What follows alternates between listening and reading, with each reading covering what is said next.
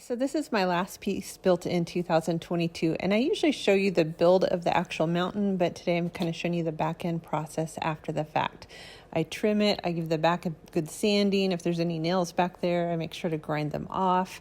And this one's getting a double frame, so I'm coming in with some lath just to give it some pop, and then I will come back in after the fact and put a wider frame on it. I do lots of touch-ups. It probably gets touched up 3 or 4 times through the process. And here's that first frame, and then I'm going to come in with a brown frame behind it. You can see here's part of it, and I think it will just make this really pop off the wall. That's more of a natural color. And here's how it's looking. And this piece isn't totally done yet, but I'm going to show you some reference of other pieces that are already done with the same color palette. They're all a little different, but they're super pretty. I'm really proud of this line. All right, I'm continuing to show you the back end on this. So I always send off any excess glue that seeps out the back because, believe it or not, sometimes it's sharp. Then I fill all the holes in the frame and I sand off the corners, and then I come back over and I stain everything again. And I have a little bit of a unique way I stain these. I'll show you that next. And then I put sticks under the piece so that it will dry, and it's looking pretty good. All right, I always get a lot of questions when I show my videos. It's a little slow now, so I can readdress some of those for the new people.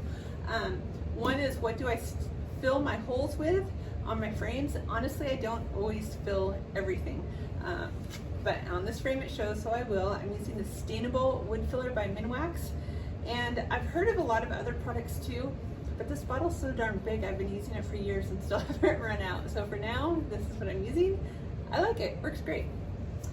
Number 2, I was asked how I stain yesterday, what I was using, and I do have a magic trick for that. I've shared it before, but for your newbies, you won't believe it.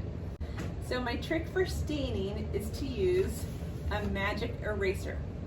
So when I dip this in the stain, see how it just sits right on top? It doesn't oversaturate the wood when I'm staining it. I might use the back end to do one wipe off. And when I'm done, I just cut this off and I reuse it. This is a small piece of a much larger sponge I started with weeks ago. I don't use the expensive version. I use a generic knockoff, also on Amazon. I'll link it here. So just open up that link and it will show you the list. I'll try to put them on top. But I buy a big package twice a year and they last me the entire year. It's not great for super rough finishes, like a really rough piece of reclaimed wood if you're trying to color that, but those pieces that you've stained or lath or anything like that, magic, magic, love it. Probably my best hack tip that I think I can give.